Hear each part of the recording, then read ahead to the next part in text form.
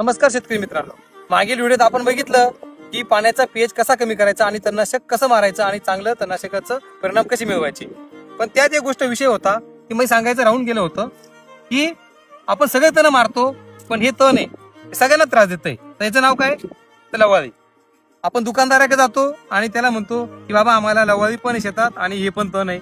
तर आम्ही काय करतो, दुकानदार काय करतो, आपल्याला औषध देतो. आपण काय करतो, येतो पॅकेट कालवतो आणि संपूर्ण क्षेत्रावर दोन्ही औषध मारतो.